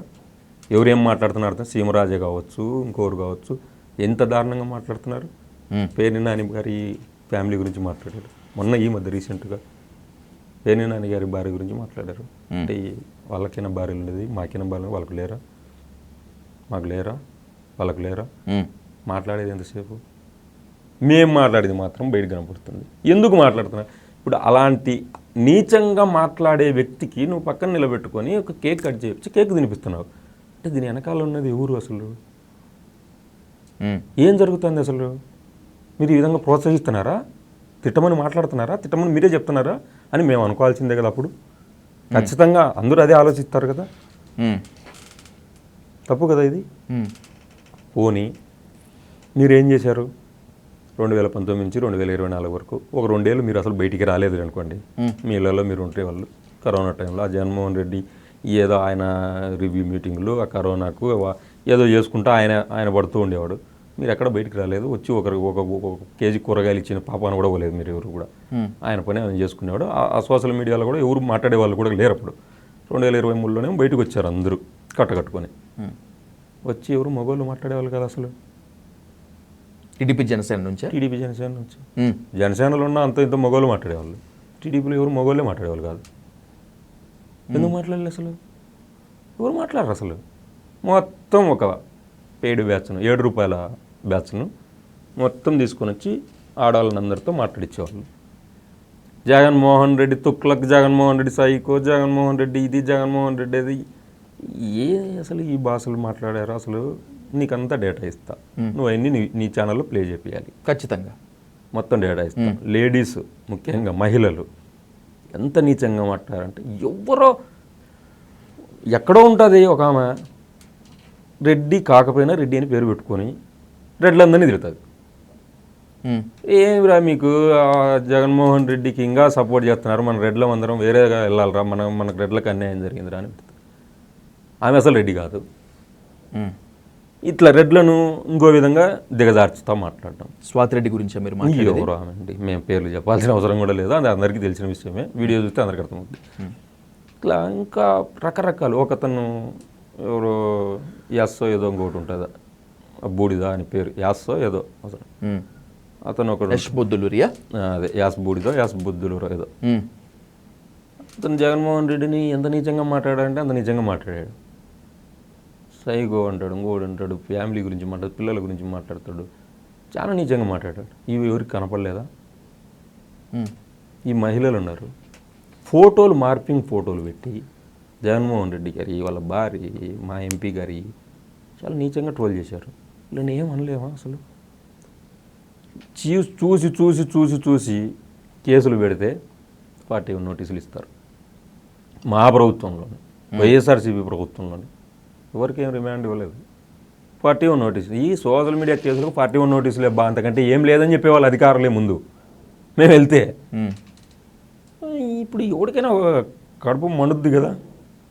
నిన్ను అభిమానించేవాడిని, నీ ఇంటి కుటుంబ సభ్యులు అనుకునే వాళ్ళను ఆ విధంగా మాట్లాడుతాను. ఇప్పుడు ఎక్కడో చోట నీకు కడుపులో మండుద్ది కదా. ఏడవ చోట ఏమో నీకు ఏందిరా వీడు ఇట్లా మాట్లాడిస్తున్నాడు, వీడు ఏమి వీడికి అంతు లేదా అని చెప్పి ఏదో ఒక విధంగా నీకు కోపం అనేది రాదా? రాకుండా పోద్దా? ఆ క్రమంలో వాళ్ళు 10 అన్నప్పుడు మేము 4 అనుకుంటూ ఉంటామా? అని అంటాం. అనకుండా ఎందుకుంటాం? వాళ్ళంటా ఇప్పుడు వాళ్ళకుండే చట్టాలు మాకు కదా అని చెప్పేసి మేము కూడా ప్రవర్తించి ఉండొచ్చు. అన్నాము, మేమే శుద్ధపోసులని ఇప్పటికీ చెప్పట్లేదు. వైసీపీ సోషల్ మీడియాలో కీలకంగా పనిచేసినటువంటి ఎవరిని అడిగినా కూడా ఇదే సమాధానం చెప్తారు రవీంద్ర రెడ్డి గారు. చివరికి మీరు కూడా అదే అంటున్నారు. అసలు మహిళల్ని దారుణంగా నడి రోడ్డుకి ఈడ్చింది, ఇంట్లో కుటుంబాలలో ఉండేటువంటి సమస్యలను, వ్యక్తిగత వివాదాలను, ఆడవాళ్ళను బజారుకి ఇచ్చి సోషల్ మీడియాకి ఎక్కించింది ఐటీడీపీఏ అంటారు. ఒకవేళ గనక అదే నిజమైతే, మీరు కూడా ఒప్పుకుంటారు, ఒకవేళ గనక అదే నిజమైతే ఐటీడీపీ నిజంగా అటువంటి అరాచకాలు గనక చేసి ఉండుంటే ప్రూఫ్స్తో నిరూపించగలరా? దమ్ముంది అసలు మీకు? ఇప్పటిదాకా ఎందుకు నిరూపించలేకపోయారు? ప్రూఫ్స్ అన్ని నీకే ఇస్తానని చెప్తున్నా. నీకే ఇస్తా. ఆ గవర్నమెంట్ మీద ఉన్నప్పుడు మీరు ఎందుకు నిరూపించలేకపోయారు చెప్తున్నాను కదా విజయ్ గారు. మేము వెళ్తాము స్టేషన్కి వెళ్ళి, కంప్లైంట్ కట్టండి సార్, ఇది ఎఫ్ఐఆర్ కట్టండి సార్, దీనికి ఏమవుద్ది 41 నోటీస్ ఇచ్చాము, దీనికి అంతకంటే లేవు చట్టాలలో, సుప్రీంకోర్టు గైడ్ లైన్స్ ఇది అని చెప్పి మాకు చెప్పేవాళ్ళు. మీరేమో 41 నోటీసు ఇచ్చి పంపించేశాము, పోలీసులు సహకరించట్లేదు అంటారు. ఇప్పుడేమో టీడీపీ వాళ్ళు, జనసేన మొత్తము వైసీపీ హయాంలో అసలు సోషల్ మీడియాలో మాకు స్వేచ్ఛ లేదు, ఒక కామెంట్ పెట్టినా పోస్ట్ పెట్టినా మమ్మల్ని తాట తీసి ఎండేశారు, పోలీస్ స్టేషన్ చుట్టూ తిప్పారని చెప్తారు. ఒక్కరి గురించి చెప్పండి. ఎవరినో రిమాండ్కి ఇచ్చి వాడి మీద ఏదైనా 3rd డిగ్రీ కానీ లేదంటే పోలీసులు కోటింగ్ కానీ ఏదైనా జరిగిందా? ఎవరినో ఒక్కరిని తీసుకొచ్చి నువ్వు ఇంటర్వ్యూ చేయించండి నన్ను ఇలా కొట్టారని ఎవరు బయటికి రారు. జగన్ రెడ్డి విధ్వంసం చేశాడు, జగన్ రెడ్డి అది చేశాడు, ఇది చేశాడు, ఈ పదాలు మాత్రం బాగా వస్తాయి వాళ్ళకు. ఏం విధ్వంసం చేశాడు జగన్మోహన్ రెడ్డి? ఎవరినో ఒక సోషల్ మీడియా కార్యకర్తను తీసుకుని వచ్చి ఇట్లా కొట్టించాడని ఒక్కడు బయటికి రండి, ఎవరు రారు. 41 నోటీస్ ఇస్తేనే జగన్మోహన్ రెడ్డి అరాచకానికి అంతు లేదు, మాకు ప్రశ్నించినందుకు నోటీసులు ఇస్తున్నాడని చెప్పి పెట్టుకున్నారు వాళ్ళు. అంతకంటే ఏమీ జరగలేదు ఆడ. మహిళలు మాట్లాడతారు, మహిళలు మాట్లాడిన దానికి మేము మాట్లాడితే కౌంటర్ ఇస్తే, ఎందుకంటే కేసులు రిమాండ్ లేదు కాబట్టి వాళ్ళకు, మేము మాట్లాడితే ఒక మహిళను ఈ విధంగా మాట్లాడారు, మహిళలు అంటే మీకు గౌరవం లేదు, మీరు కూడా మహిళ కడుపునే, ఒక అమ్మ కడుపునే కదా పుట్టింది, మీకు ఎందుకు రా ఈ విధమైన ఇది, మీకు అన్ని సైకో లక్షణాలు, మీకు మహిళలు అంటే చులకన్నా అది ఇదని చెప్పేసి మళ్ళీ సాయంత్రం కల్లా వాళ్ళే ప్రెస్ మీట్ పెట్టి వాళ్ళే మాట్లాడతారు. అంటే ఏంటంటే ఒక ట్రాప్. నష్టం ఎవరికి జరిగింది? మాకే జరిగింది. నష్టపోయింది మీరే కదా. మాకే జరిగింది. ట్రాప్లో పడ్డారని ఒప్పుకుంటారు. నేనే చెప్తున్నాను కదా. ఒకటి జస్ట్ అలా వదులుతారు, మాకు ఆవేశం కడుపు మండి మేము 4 అంటాము, మళ్ళీ వాళ్ళు బయటకు వచ్చి మహిళని ఈ విధంగా దూషించారని చెప్పేసి ఇంకో వేలో తీసుకెళ్తారు. ఎందుకంటే వాళ్ళకి మీడియా అనేది ఒక బలము ఫస్ట్ నుండి. ఆ మీడియాలో ఇంకా వీడిని సైకోలాగా చూపించి చిత్రీకరించాలి అని చెప్పేసి ఇంకా అదే ప్లే చేసి అదే దాని మీద డిబేట్ పెట్టి అదే దాన్ని జరుగుతా చిన్న ఇష్యూ కానీ లేదు దాని మీద ఇంకా పెద్ద లెవెల్కి తీసుకెళ్ళి దాన్ని చుట్టూ తిప్పి వైసీపీ సోషల్ మీడియాలో సైకోలే ఉన్నారు వీళ్ళంతా అని చెప్పేసి క్రియేట్ చేశారు ఇదంతా. ఓకే, సజ్జల భార్గవ రెడ్డి చెప్తే చేయలేదు, వైఎస్ అవినాష్ రెడ్డి పిఏ చెప్పినా కూడా మీరు రెచ్చిపోలేదు, మిగతా వాళ్ళు రెచ్చిపోలేదు. ఓకే, జగన్మోహన్ రెడ్డి గారు అసలు ఎక్కడా కూడా ప్రత్యక్షంగా ఇన్వాల్వ్ కాలేదు, నమ్ముతాను కాసేపటి వరకు, నిజమని అనుకుందాం రవీంద్ర రెడ్డి గారు. I need a blasting answer, I need a straight answer. ఇప్పటి వరకు ఈ క్వశ్చన్ వైసీపీలో ఎవరిని అడిగి ఉండరు, అడగాలన్నా ధైర్యం చేయరు. But I want ask, YCP social మీడియాలో కార్యకర్తలు రెచ్చిపోయి వీరంగం వేయటానికి అప్పుడు పార్టీలో కీలక నేత, ఇప్పుడు పార్టీ నుంచి వెళ్ళిపోయినటువంటి విజయసాయి రెడ్డి కారణమని నేను అంటాను. అంటే ఇప్పుడు ఆయన బయటికి వెళ్ళాడు కాబట్టి నేను ఆయన మీద చెప్తే అది నిజము, ఈడు లోపల పార్టీలో ఉండే వాళ్ళ గురించి మాట్లాడకుండా బయటికి వెళ్ళాడు కాబట్టి ఆయన మీద నింద వేస్తే నేనేం చెప్తానంటే స్ట్రైట్ ఆన్సరు, సాయిరెడ్డి గారు ఎప్పటి నుంచో పార్టీకి లాయలిస్టు, అతను జగన్మోహన్ రెడ్డి గారికి అత్యంత సన్నిహితుడు అనేది అందరికీ తెలిసిన విషయము. ఆయన ఏ కారణాల చేత బయటికి వెళ్ళాడు అనేది మాకు అప్రస్తుతము. ఓకే, కానీ ఆయన ఒకానొక టైంలో చంద్రబాబు నాయుడు గారిని కావచ్చు, లోకేష్ గారిని కావచ్చు, పవన్ కళ్యాణ్ గారిని కావచ్చు, నేనే పెడతాను సోషల్ మీడియాలో పోస్టులు, నేనే అంటాను, మీరు కూడా అదే విధంగా అనండి. పెట్టారు కదా, ఆయన పోస్టులు కూడా పెట్టారు కదా, ఆయన ట్వీట్లు చేస్తే దాదాపు హెడ్లైన్స్ అయిన సందర్భాలు ఉన్నాయి కదా మీడియాలో. అదే బాగా పెట్టడమేమో, పెట్టిన దాన్ని మేమేమో ఆలోచిస్తామంటే అంత పెద్ద వ్యక్తి చెప్తాను ఇప్పుడు మీరు పెట్టండి అంటున్నప్పుడు మేము ఎందుకు పెట్టామని ప్రలోభానికి లోన్ అయ్యిండొచ్చు అలాంటి వాళ్ళం కొంతమంది. అలాంటి వాళ్ళం అంటే ఇంకా ఉన్నారు కదా చాలా మంది. ఒకటి చెప్తానండి, ఒక స్పీచ్ అనేది మనిషిని ఎంత ప్రభావితం చేస్తా అనేది మీకు కూడా తెలుసు. ఒక చిన్న ఇంటర్వ్యూ అయినా సరే అది ఇంటూ ఉన్నప్పుడు మనిషికి ఆలోచనలు వేరే విధంగా వెళ్ళిపోతాయి. అంత పెద్ద స్థాయిలో వ్యక్తి, పార్టీలో అంత కీలక స్థాయిలో ఉన్న వ్యక్తి మీరు కూడా ఫైట్ చేయండి సోషల్ మీడియాలో, మీరు కూడా రెచ్చిపోండి, మీరు కూడా ఇదే విధంగా మాట్లాడండి, ఏమవుద్ది, వాళ్ళు ఈ విధంగా చేస్తా అన్నప్పుడు కొంచెం ఆలోచించి మేము కూడా లోన్ అయ్యిండొచ్చు. లోన్ అయ్యారు, లోన్ అయి ఉండొచ్చు ఏంటి, లోన్ అయ్యారు. ఆయన ఇచ్చినటువంటి పుష్ బ్యాక్ తోటి మీరంతా కూడా రెచ్చిపోయారు. కట్ చేస్తే నిన్న ఓ ప్రెస్ మీట్లో మాట్లాడతారు విజయసాయి రెడ్డి గారు, నేను ఎప్పుడు పవన్ కళ్యాణ్ విమర్శించలేదు, నాకు పవన్ కళ్యాణ్కి దాదాపు 20 ఏళ్లుగా రాజకీయ స్నేహం ఉంది, కుటుంబ స్నేహం ఉంది అని ఆయన చెప్పుకుంటున్నారు. తెలుగులో ఒక సామెత ఉంటుంది రవీందర్ రెడ్డి గారు, ఆంబోతులు తన్నుకుంటే మధ్యలో లేగదూడలు నలిగిపోయాయట అని. ఎవరు నలిగిపోయారు, ఎవరు నష్టపోయారు? ఇప్పుడు కార్యకర్తలు, అందులో డౌటే లేదు. నేనే చెప్తున్నాను కదా. అదే నేనేమంటున్నానంటే, ఆయన రెచ్చగొట్టిన మాట వాస్తవము. ఆయన దారి ఆయన చూసుకున్నాడు, అందులో తప్పేముంది. ఆయన దారి ఆయన చూసుకున్నాడు. మేము మాలాంటి వాళ్ళం అట్లే ఉంటాం, తప్పదు. ఎక్కడికి వెళ్ళలేని పరిస్థితి, ఎక్కడికి వెళ్ళలేని కూడా. ఆయన రెచ్చగొట్టడం కూడా అది ఆ టైంలో ఆయన ఆలోచించిన విధానం ఆ విధంగా ఉందేమో. అంటే సోషల్ మీడియాను బలోపేతం చేయాలి, సోషల్ మీడియాను ప్రశ్నించడానికి ఉపయోగించుకోవాలనే కార్యక్రమంలో ఆయన మాట్లాడి ఉండొచ్చేమో ఆయన పర్సెప్షన్లో. మనం ఏం దానికి కామెంట్ చేయలేము కూడా. సర్వసాధారణంగా నారా భువనేశ్వరి గారు ఎవరి జోలికి పోరు, నారా లోకేష్ గారు ఎవరి జోలికి పోరు. నిజం చెప్పాలంటే కాస్త సంస్కారం, కాస్త విలువలు ఉన్నాయి వాళ్ళకి. అలాంటి వాళ్ళని పట్టుకొని ఆ స్థాయిలో దుర్మార్గమైన వ్యాఖ్యలు చేయటం మానవత్వమేనా, మనుషులు చేయాల్సిన పనేనా రవీందర్ రెడ్డి గారు? అది మీరు కూడా ఈనాడు పేపర్నే ఫాలో అవుతానట్టున్నారు. పొద్దున్న లేస్తే మీరు కూడా ఈనాడు పేపరే చదువుతానట్టున్నారు. అన్ని పేపర్లు చదువుతాను, అన్ని ఛానల్స్ చూస్తాను, అందుకే మేము ఇంత సమర్థవంతంగా అడగలుగుతున్నాం. ఈనాడులో ఆయన సమర్థుడు, ఆయన ఇది అని చెప్పి రాస్తూ ఉంటారులే. అవే అందరూ జనాలు అదే అనుకుంటూ ఉంటారు. మీరు అన్నారు ఇందాక ఆయనకు నైతిక విలువలు ఎక్కువ, నైతిక ఇది అని చెప్పేసి ఏదో చెప్పారు ఒక వాడు. నాకు గుర్తున్నంత వరకు నేను చెప్తా 1-2 విషయాలు. ఓకే, నేను ఈ టైంలో మాట్లాడచ్చో మాట్లాడకూడదో కానీ ఏమంటే ఇంతకంటే పోయేదేం లేదు. నాకు కూడా జరగాల్సిన డ్యామేజ్ నాకు జరిగిపోయింది. ఆరోపణలు కాకుండా నిజాలుంటే నిజాలే మాట్లాడతా నేను. గుంటూరులో గుంటూరు జిల్లా సంథింగ్లో ఒక మీటింగ్ జరిగింది, మహిళా సాధికారికత ఏదో ఒక మీటింగ్ పెట్టుకున్నారు. ఓకే, టీడీపీ మహిళలు. ఆ టైంలో ఒక బుడ్డోడు, ఒక 10 ఏళ్ళ బుడ్డోడు, 10 ఏళ్ళు 11 ఏళ్ళు ఉంటాయి వాడికి మాట్లాడడం కూడా అంతే వచ్చింటుంది, ఇంక అంతకంటే ఏం వచ్చిండదు.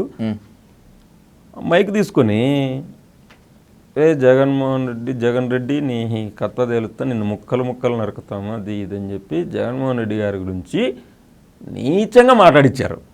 ఆ వీడియో ఇప్పటికి ఉంటుంది యూట్యూబ్లో, చూశాను నేను కూడా. చూసావా? ఎస్, చూశారు కదా. ఆ పిల్లాడు 11 ఏళ్ళ పిల్లాడు, 12 ఏళ్ళ పిల్లాడు, తప్పే, అది చాలా పెద్ద తప్పది. ఆ పిల్లాడు మాట్లాడుతున్నప్పుడు వెళ్ళి దవడ కేసు 2 పీకి ఏం మాట్లాడుతున్నావు నువ్వు? తెలిసి ఆ మీటింగ్లో భువనేశ్వర్ గారు ఉన్నారు పక్కనే. భువనేశ్వర్ గారు ఉన్నారు, ఇప్పుడు హోంమంత్రి గారు ఉన్నారు, ఇంకా పక్కన ఇంకా మిగతా వాళ్ళు నన్నపనేని రాజకుమార్ గారు ఉన్నారు, అందరూ ఉన్నారు ఆ వీడియోలో. పోయి దవడ కేసు కొట్టి 2 ఏం మాట్లాడుతున్నావురా, నీవెంత, నీ చదువు ఏంది, నువ్వేంది చూసుకోకుండా, నీకు రాజకీయాలు ఏంది, నువ్వు వాళ్ళ గురించి ఈ విధంగా మాట్లాడడం ఏంది, నువ్వేంది నరకడం ఏంది అని వాడికి ఆ స్టేజ్ మీద 2 ఏట్లు కొట్టి నువ్వు పంపించింటే నమస్కారం తల్లి అని చెప్పి నేను కూడా మాట్లాడేవాడిని. నువ్వు ఎదుటి బిడ్డకేమో నువ్వు మాట్లాడు ఎదుటోళ్ళ బిడ్డనేమో మాట్లాడు అని ఎంకరేజ్ చేస్తా, మీరు నవ్వుతా ఆనందంగా మాట్లాడుతున్నప్పుడు మన బిడ్డ ఏమో వచ్చి నాకు మా అమ్మ నైతిక విలువలు మాత్రమే నేర్పింది అని చెప్పారు. వాళ్ళ సొంత బిడ్డ మంత్రి గారు. పక్కన వాళ్ళ బిడ్డ ఆ విధంగా మాట్లాడుతున్నప్పుడు నీ కళ్ళెదురుగా వెళ్ళి 2 ఏళ్ళు చంపక కొట్టి పారా నువ్వెంత, నువ్వు ఇవన్నీ మాట్లాడతావని నువ్వు అనాలి కదా అంటున్నా నేను. స్టేజ్ మీద జగన్ రెడ్డి గారి అప్పుడు సీఎం, జగన్మోహన్ రెడ్డి గారు సీఎం, ఆ వ్యక్తి గురించి నువ్వా మాట్లాడేది? నీ మనవాడి లాంటి పిల్లాడితో నువ్వు మాట్లాడిస్తా అంటే కిక్కలు పక్కపక్కలు నవ్వడం ఇది పద్ధతి కాదు కదా. నేను అడుగుతున్నా, అంటే మీకు విలువలు ఉన్నాయి, నేను కాదనట్లేదు, ఉండొచ్చు ఉండకపోవచ్చు ఈనాడు పేపర్లో రాసినట్లు, కానీ జరిగిన వాస్తవం ఇది కదా అంటున్నా నేను. 26 కేసులు, 150 రోజుల జైలు జీవితం, ఒక రౌడీ షీట్. కట్ చేస్తే మీకు వచ్చినటువంటి పేరు social psycho, most wanted psycho. ఈరోజు మీరు ఒక్కరుగా మిగిలిపోయారు. ఒంటరిని చేసింది వైసీపీ అంటాను మిమ్మల్ని. నేనేం ఒంటరి కాదు సార్. ఎవరున్నారు మీ వెనకాల? మీకు ఈ కోర్టు ఖర్చులు, ఈ కేసులు ఇవంతా మీకు ఎవరిచ్చారు వెన్నుదన్ను? ఒంటరి చేయకపోతే, ఒంటరిగా మిగల్చకపోతే? నేను ఒంటరిని అయితే దాదాపు నాకున్న కేసులకు నేను బెయిల్ పెట్టుకొని రావాలంటే నాకు కనీసం ఒక 4 ఏళ్ళు పట్టేది. నా మీద పెట్టిన కేసులకు నాకు party support, party legal team ప్రతి ఒక్కరికి, నాకు అందరికంటే పెద్ద పెద్ద లాయర్లనే పంపించింది నాకు పార్టీ సైడ్ నుండి. నాకు మంచి లాయర్లే వచ్చారు. ప్రతి కేసులో నాకు బెయిల్ తెప్పించారు, షూరిటీలు పెట్టారు. నేను బయటకు వచ్చాను. తర్వాత నా కేసులన్నీ చెల్లవని చెప్పి నేను స్టేకి వెళ్ళాను. నేను ఏబిఎస్ కార్పస్ నడుపుతున్నాను, ప్రైవేట్ కంప్లైంట్ ఇప్పటికీ నడుస్తూ ఉంది. నాకు పార్టీ సపోర్ట్ లేకపోకుండా నేనేం బయటకు రాలేను కదా. నా వెనకాల ఎవరు లేరని నేను ఇట్లా చూసుకుంటే మీకు అనిపిస్తూ ఉండొచ్చు. మిమ్మల్ని నడి రోడ్లో వైఎస్ జగన్మోహన్ రెడ్డి వదిలేయలేదు. ఎందుకు వదిలేస్తారు సార్? ఏం తప్పు చేసినానని వదిలేస్తారు? ఏం తప్పు చేసినానని వదిలేస్తారు? నేనేం తప్పు చేయలేదు. నన్ను ఆ రోజు నుంచి ఈ రోజు వరకు కూడా కడుపున పెట్టుకొని కాపాడుతూనే ఉన్నారు. ఎందుకు కాపాడుతున్నారని, నేను తప్పు చేయలేదని నిరూపించుకున్నాను కాబట్టి. మనస్ఫూర్తిగా మాట్లాడుతున్నారుగా? మనస్ఫూర్తిగా చెప్తున్నా. నిజమే చెప్తున్నా. జగన్మోహన్ రెడ్డి గారికి భయపడి చెప్తున్నారా? నేను ఎప్పుడు ఎవరికి భయపడను సార్. నా దగ్గర నిజం ఉండేంత వరకు. అవతలోడు ఏదైనా తప్పు చేస్తా ఉంటే విమర్శించే తత్వం కూడా నాకే ఉంది. అది మా పార్టీలో నువ్వు కనుక్కోవాలంటే, పార్టీకి ఏదైనా డ్యామేజ్ జరుగుతూ ఉంది, పార్టీ ఏ విధంగా ఇబ్బంది అవుతుంది అంటే విమర్శించే క్యారెక్టర్ కూడా నాది. మా పార్టీ వాళ్ళని విమర్శించిన క్యారెక్టర్ కూడా నాది. మీ మీద జగన్మోహన్ రెడ్డి గారికి ఫిర్యాదులు చెప్పలేదు, కంప్లైంట్లు చెప్పలేదు అనుకుంటున్నారా మీరు? చెప్పుకొని ఉండొచ్చు, దాంట్లో తప్పేం లేదు. మీకు అత్యంత సన్నిహితంగా ఉండేటువంటి వాళ్ళే జగన్మోహన్ రెడ్డి గారికి చెప్పారు సార్ ఇవన్నీ. మీరు అలా ఇలా వర్ర రవీంద్ర రెడ్డి ఇలా అలా సార్ ఇవన్నీ ఆయన పట్టించుకునే స్థాయి ఆయనది కాదు. నాలాంటి వాడి గురించి ఆయన పట్టించుకునేంత స్థాయి కాదు. ఆయన లెవెల్ వేరు, ఆయన స్టేచర్ వేరు. నా గురించి ఆలోచించేంత ఇది కూడా ఉండదు. నా గురించి లీగల్ టీంకి అప్పగించాడు, లీగల్ టీం ఫాలో అవుతా ఉన్నారు, నేను చేశారు. ప్రతిదీ ఎవడో చెప్పిన పీతులు నేనేమన్నా ఎమ్మెల్యేనా, మినిస్టర్నా, ఇంకోటే నా గురించి చెప్పడానికి ఇవన్నీ రూమర్స్. ఎవరు ఏం చెప్పేంత ఉండదు. కుటుంబం గురించి మీరు మాట్లాడుతున్నారు కాబట్టి ఒకటి తెలుసుకోవాలి నేను. తప్పులు మీరు చేశారు, ఫలితం వాళ్ళు అనుభవించారు. మీరు పోలీస్ స్టేషన్లకు వెళ్ళిన తర్వాత, జైలుకి వెళ్ళిన తర్వాత మీ భార్య ఏ స్థాయిలో బాధపడిందో, మీ పిల్లలు ఏ స్థాయిలో బాధపడ్డారో నాకు తెలుసు. మిమ్మల్ని సైకో అని ముద్ర వేసి ప్రైమ్ టైం డిబేట్లు పెడుతుంటే, డిజిటల్ మీడియాలో ది మోస్ట్ వాంటెడ్ సైకో అని బ్రాండింగ్ వేసి చెలరేగిపోతుంటే, మీ ఫ్యామిలీ ఎంత సఫర్ అయ్యారో మీరు ఇప్పటికైనా తెలుసుకున్నారా? ఈ గతి పట్టడం అవసరం అంటారా? సార్ నా భార్యకు, నా కూతురికి నేనైతే ఒకటే చెప్పా, నేను తప్పు చేయలేదు. నేను నమ్మిన నాయకుడి కోసం నేను పనిచేశాను. ఆ క్రమంలో ఇవన్నీ నిందలు పడ్డాయి, మచ్చలేశారు. వాటిని కడుక్కునేదానికి నేను కడుక్కుంటాను, సిద్ధమవుతాను. మీరు ఎక్కడ డిస్టర్బ్ కావద్దని చెప్పా. నేను ఇన్ని జైళ్ళు తిరుగుతూ ఉంటే, నేను November 12 నన్ను కోర్టులో పెట్టారు, రిమాండ్ ఇచ్చారు, జైలుకి వెళ్ళా. November, December, January 11 అనుకుంటా, అంతవరకు నేను నా పాపను చూడలేదు. అంటే జైలు కాడికి కూడా రావద్దని చెప్పా. ఓకే, సైకలాజికల్గా డిస్టర్బ్ అవుతారన్నా? వద్దు, రావద్దు, తీసుకురావద్దు పాపను అని చెప్పి నేను మా భార్యను ఒక్కదాన్ని రమ్మని చెప్పాను. మా తమ్ముడు, మా అన్న వచ్చేవాళ్ళు. నాకు ఇంకా చూడబుద్ధి అవుతుంది పాపను. ఇంకా నాకు పడుకున్న పాపే గుర్తొస్తూ ఉండే టైంలో చెప్పా ఒకరోజు, ఇంకా పాపను తీసుకురండి, చూడబుద్ధి అవుతుంది అని చెప్పేసి. ఎవరికైనా ఉంటుంది కదా సార్, అది కన్న కూతురే కదా, ఎవరికైనా ఇది ఉంటుంది కదా.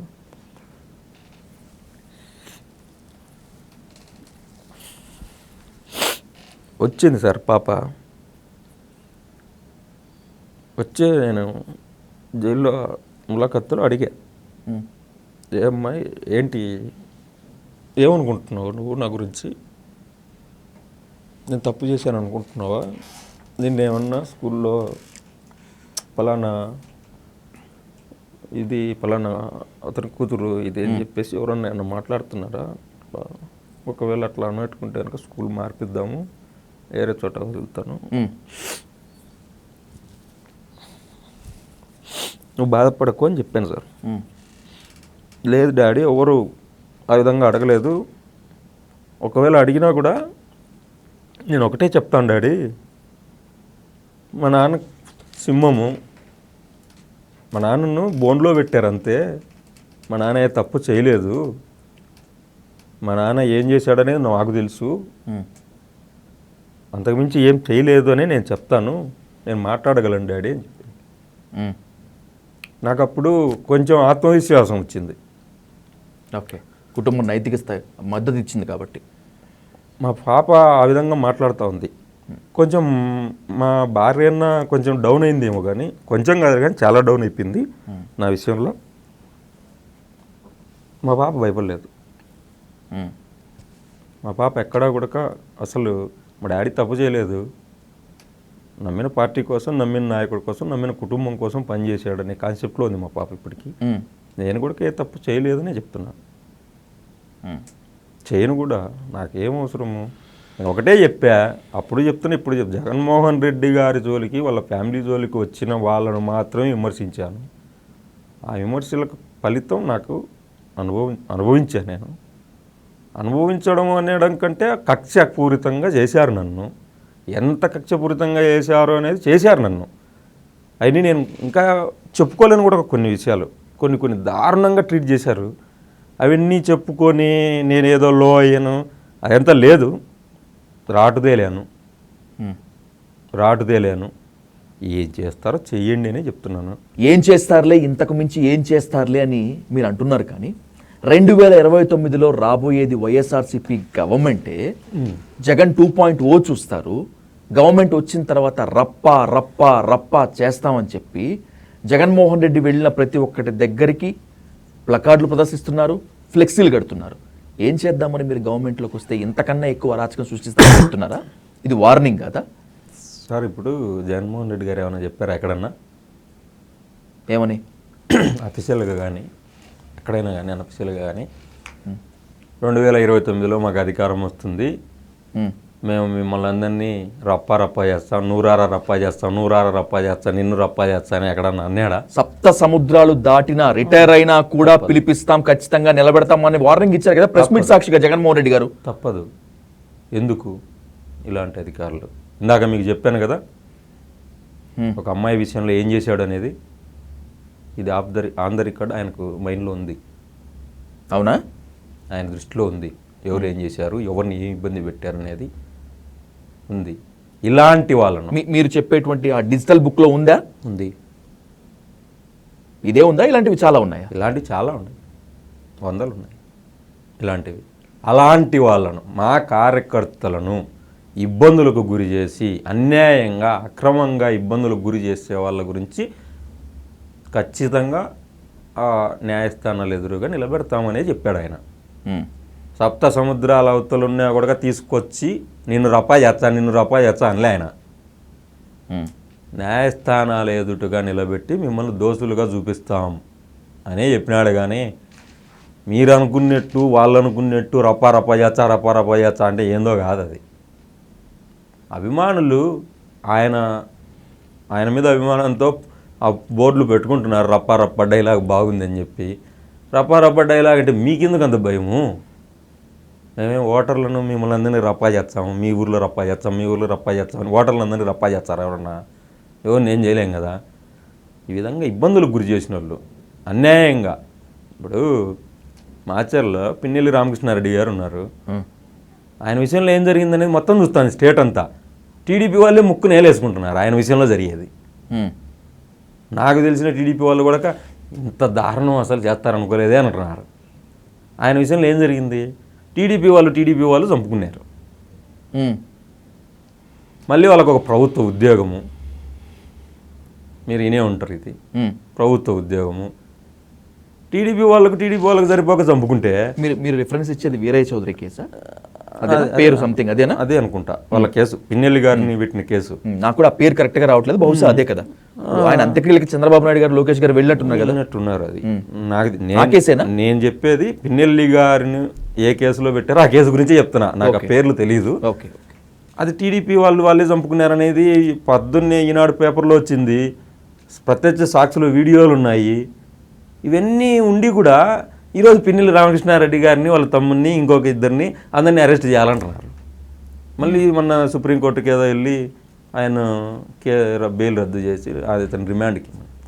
అంటే ఎక్కడికి వెళ్తుంది అసలు? వాళ్ళే కదా నేర్పిస్తున్నారు కదా వాళ్ళు.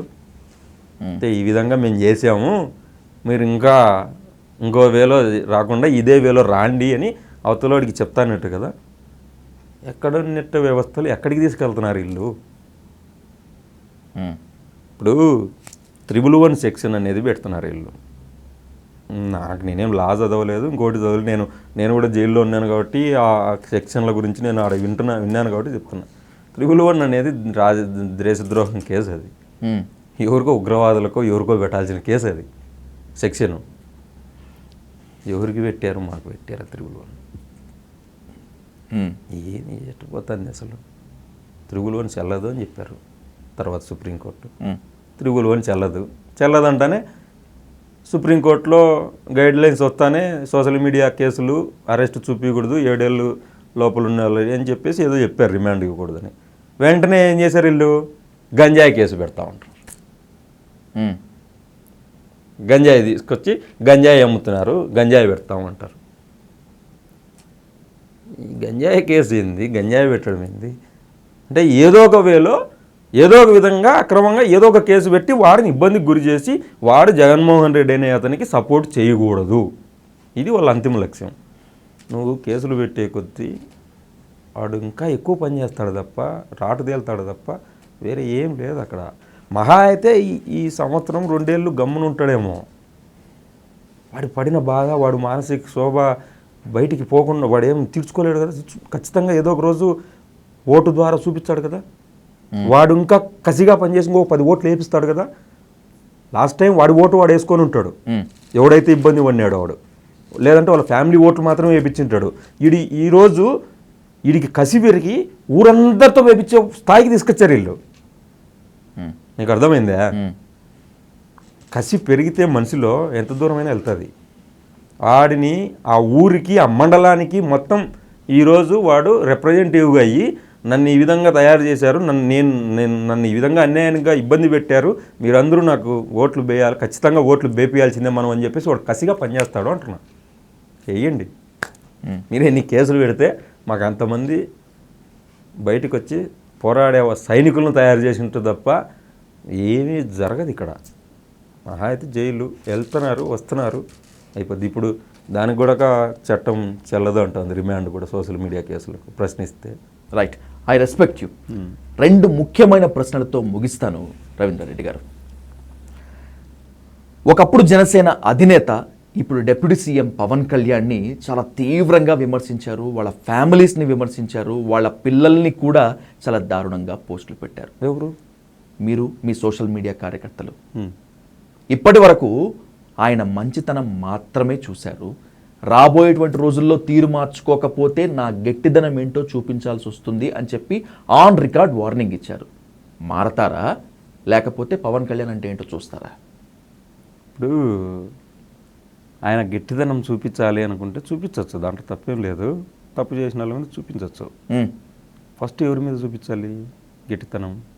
మీరే అన్నారు కదా తప్పు చేసిన వాళ్ళ మీద అని. అదే ఫస్ట్ ఎవరి మీద చూపించాలి? కేకులు తినిపిస్తున్నారు కదా. ఇప్పుడు ఎంత కాదనుకున్నా కూడా పేర్ని నాని అనే అతను ఎవరు? పవన్ కళ్యాణ్ గారి సామాజిక వర్గం వ్యక్తే కదా. అతను కూడా ఒక రాష్ట్ర స్థాయి నాయకుడే కదా.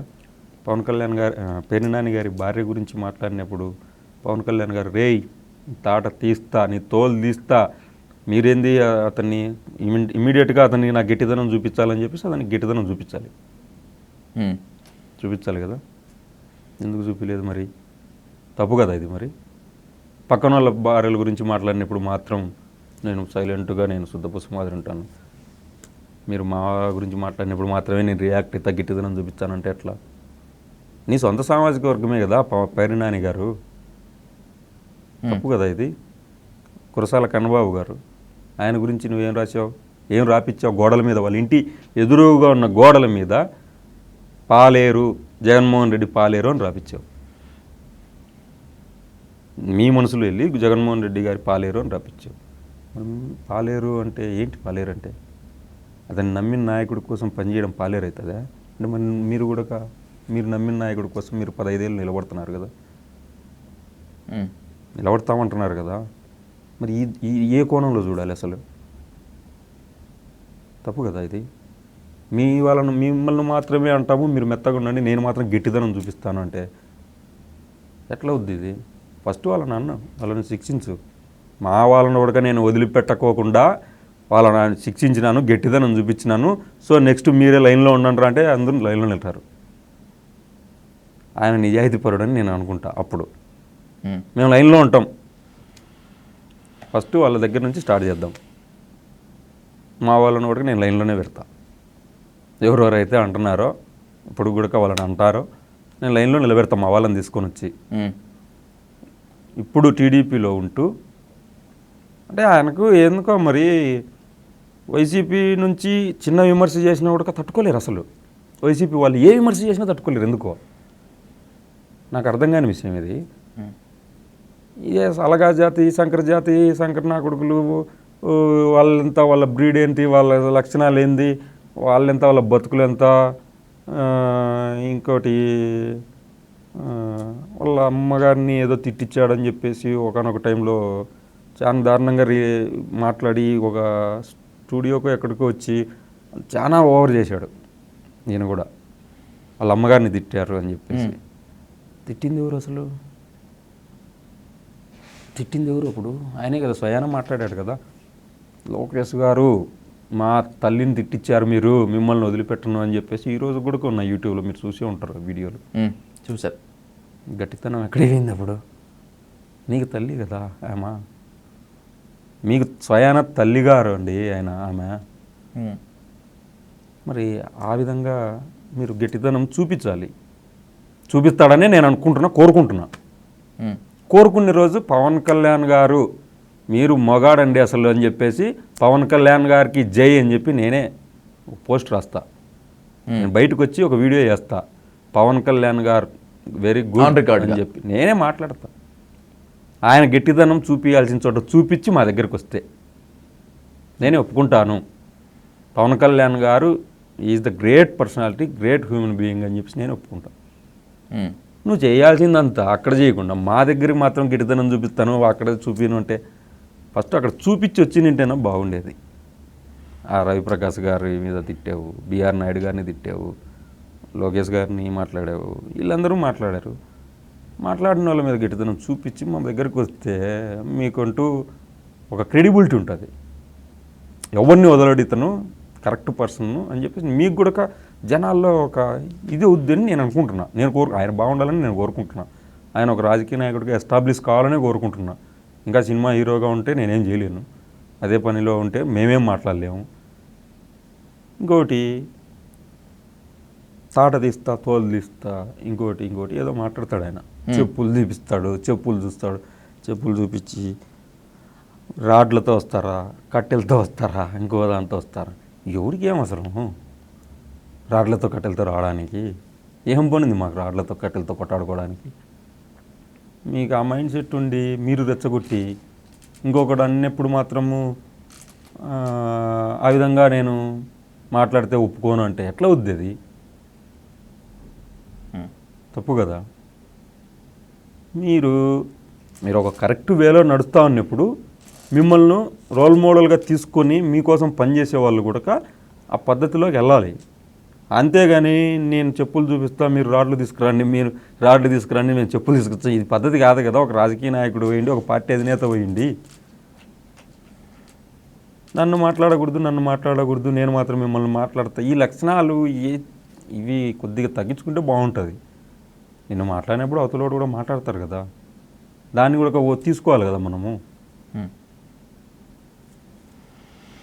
To the last but not it all least Ravinder Reddy గారు, మీ ప్రభుత్వం హయాంలో రెచ్చిపోయారు, విర్రవీగారు, స్వైర విహారం చేశారు, ఇప్పుడు ఒంటరైపోయారు అని ఒప్పుకోరు.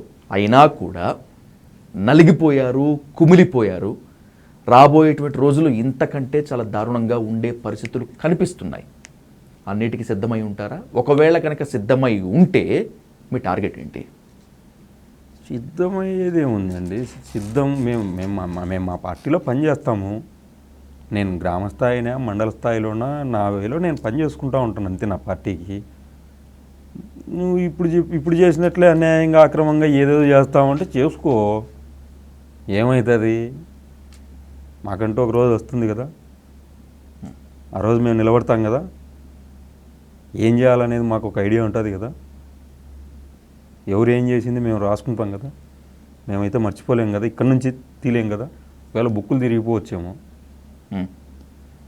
వాళ్ళు రెడ్ బుక్ ఇంకోటి రాసుకొని దానికి ఫ్లెక్సీలు వేసుకొని హోర్డింగ్లు వేసుకొని రెడ్ బుక్ అంటూ తిరిగినారు అప్పట్లో భయపడిచ్చేదానికి. అది కూడా మేమేం చెప్పట్లేదు. ఎందుకు, మీరు కూడా డిజిటల్ బుక్ అని పెట్టారు కదా. అవును, మేమే హోర్డింగ్లు వేసుకుని డిజిటల్ బుక్లో ఏం చెప్పాడు? డిజిటల్ బుక్లో ఎవరైతే మీకు అన్యాయం చేశారో, ఎవరైతే మీ మీద అక్రమంగా కేసులు పెట్టి మిమ్మల్ని ఇబ్బందులకు గురి చేశారో, లేదా మీ ఆస్తులు ఎవరైనా దహనం చేశారో, మీ ఆస్తులు ఎవరైనా లాక్కున్నారో దాని గురించి మాత్రమే పెట్టండి అని చెప్పాడు. అన్యాయం జరిగితే అన్యాయం చేసిన వాళ్ళని మాత్రమే వదలమని చెప్పాడు. అంతేగాని ప్రతిదానికి మేము రెడ్ బుక్ మాదిరి పట్టుకొని తిరగలే ఎక్కడ. అది ఆన్లైన్లో పెట్టాము, టీడీపీ వాళ్ళు కూడా కంప్లైంట్ చేయొచ్చు, దాంట్లో జనసేన వాళ్ళు కూడా కంప్లైంట్ చేయొచ్చు. ఆన్లైన్లోనే ఉంది అది ప్రొఫైల్, దానికి ఫార్మాటు.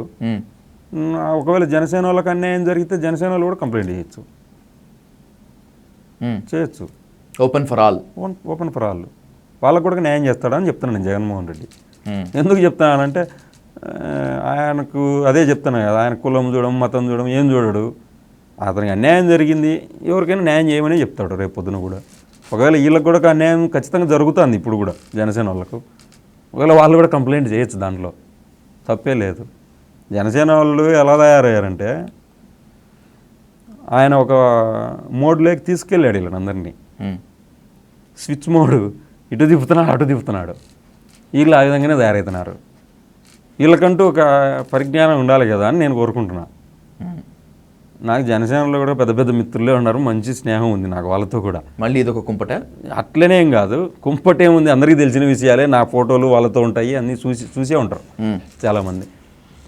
నేనేమంటానంటే తెలుసుకునే వాళ్ళు బయటకు వచ్చారు. పవన్ కళ్యాణ్ గారి గురించి ఇది అని బయటకు వచ్చారు, తెలియని వాళ్ళు అక్కడే ఉంటున్నారు. ఇప్పుడు పవన్ కళ్యాణ్ గారు ఏం చెప్పారు, నాకు రామస్వామి పెరియార్ అని ఒక ఆయన తమిళనాడు, నాకు ఆయన ఆదర్శము అని చెప్పాడు. ఆయన గురించి తెలియదు వీళ్ళకు, ఆయన గురించి తెలియదు అసలు వీళ్ళకు, జనసేనలో ఉండే వాళ్ళకు, పిల్లలకు వాళ్ళకు తెలియనప్పుడు పెరియార్ రామస్వామి అంటే ఎవరో పెద్దోడు, అసలు చాలా పెద్దోడు, అసలు ఇంకా చాలా ఎన్నో దేశాలను పరిపాలించినాడేమో, అతను ఆదర్శంగా తీసుకున్నాడు, అతన్ని ఆదర్శంగా తీసుకుని మన ఆంధ్ర రాష్ట్రాన్ని కూడా పరిపాలిస్తాడు మన నాయకుడు అని చెప్పేసి వీళ్ళ భ్రమల్లో వీళ్ళు ఉంటారు. ఆ పెరియార్ రామస్వామి జీవిత చరిత్ర చదివితే కన్నా వీళ్ళకి కానీ అర్థం కాదు, అది చదవరు వాళ్ళు.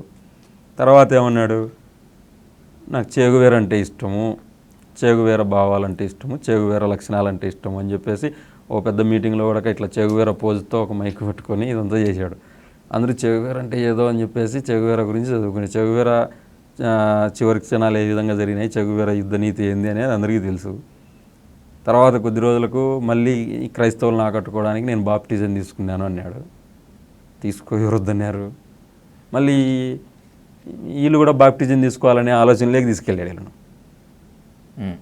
వాళ్ళ స్నేహితుడు ఎవరో అతనికి బాప్టిజం ఇచ్చాడంట, వీళ్ళని కూడా బాప్టిజంలోకి తీసుకెళ్ళాలని అనుకున్నారు. ఆ విధంగా వీళ్ళు వెళ్ళిపోయారు. తర్వాత ఏమన్నాడు, నేను సనాతని, అన్అపాలజెటిక్ సనాతని అన్నాడు.